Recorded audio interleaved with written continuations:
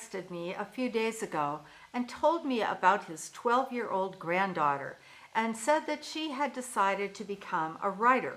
So she asked her grandpa to ask his writer friend, that would be me, how to become a writer and what writing a novel feels like.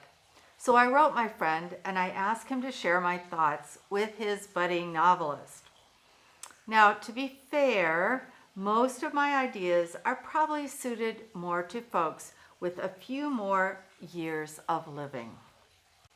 I told her that it begins with reading. Writers are readers. It's a prerequisite. First, you read what interests you, and then you expand your interests. Read widely, anything and everything, from a gothic horror novel to a textbook on financial planning. It doesn't matter, just read. And take some classes on writing, on the craft, on the sound of words, on dealing with agents. Attend conferences, go to workshops and author readings, watch YouTube channels devoted to writers and writing, and join a critique group. Listen to language, to the sounds of sentences, of words, of syllables and vowels. Is a vowel long and mournful or high and chirpy? Roll words around in your mouth like marbles or cherries. Most important, live life large. Have adventures. Get into and out of trouble. Observe everything. Wonder about the world around you and continually talk to yourself. Ask the question, what if? Be amazed by life and take good notes. And write. Write every day. Get yourself a journal and a favorite pen and write every morning or every night. Computers and phones are good tools, but magic flows from heart to brain to fingers to ink on the page. Words on paper is an ancient method, proven and true. One day, when you're wandering around having an adventure, large or small, a muse will light on your shoulder. She will be no heavier than a breeze, and she'll point to something and whisper, "What if that thing?" And you'll stop short. "Oh my gosh, yeah, what if this were?" And you'll reach for pen and paper, the back of a pizza receipt, the last page of the book you're carrying, the bottom of a paper bag, or you'll tug your phone from your jeans and you'll hit record. What is this magic happening right on the spot? The muse is chatting and you are recording her words right now, in the moment. Don't wait. Stop everything and record everything, because when she's spent, she'll flutter away and the idea will wisp away like puffs of smoke. It will melt like sweat on the sides of a glass of summer lemonade. Now, exhausted, breathing heavily, you will clutch your notes to your heart. You've begun a novel. You'll want to tell everyone. It's so exciting. It's so thrilling. But don't.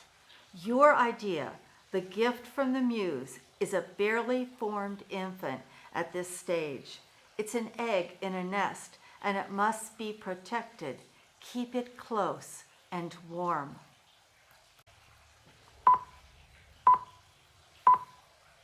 Quietly, in your own room, or a crowded coffee shop, or in a silent library with heavy metal blaring through your headphones, write out what the muse whispered. Most of the time, she'll return to give you a pointer or add details. Sometimes she'll completely ignore you. Muses are fickle that way. There are tricks to calling in the muse. For example, she's fond of rituals. Light a candle before starting each writing session, or fill a glass of water, or order the same personal coffee drink, or close your eyes, breathe deeply, and call her in. If the muse is with you, you'll write fast and furious, unaware of the time, other people, or your bladder. And when she's done for the day, you'll be spent, wrung dry. Lay down your pen or hit save on your device, and then do all the mundane stuff of life.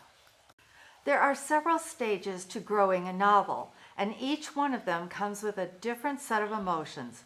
The breathless wonder when the muse first whispers to you, you're over the moon, you're drunk with excitement. The thrill is almost too much to bear.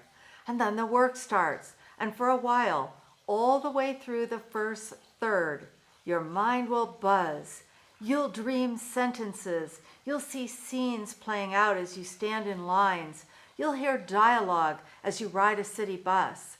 The people around you will seem dreary, and you'll wonder how they can go about their little lives without writing a novel. Enjoy this first phase, because the next phase is the messy, muddy middle. And everything slows down, the words won't come, the muse has taken off, she's probably left for a vacation in Tahiti, and she's left you alone without a single thought. This is the worst stage, in my opinion. Writers spend days wandering around their home with donut crumbs falling down their pajama tops. If they're drinkers, their recycle bin will clog up with bottles. Many, many novels are abandoned during the messy middle. Some are stuffed into boxes and shoved under beds. Others are tossed into trash bins. And most of them these days are simply stored digitally under a file name soon forgotten. One of my film writer buddies told me that the second act, the muddy middle, is where writers go to die. There are ways to get through this struggle, but sadly, nobody knows what they are. Some writers take a vacation from the page, and when they return, they pretend the middle is the beginning.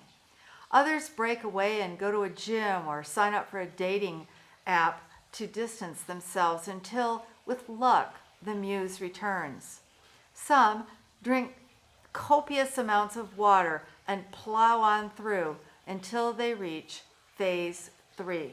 In the final act, the muse returns. She's tanned, relaxed, and eager to dig back into the story with you. Act 3, the final third of your novel, contains the climax and the denouement. The climax is full of action and drama. It's an explosion of emotions and words. And then the denouement, the unraveling of all the tangled knots in your story. And finally, you type the end.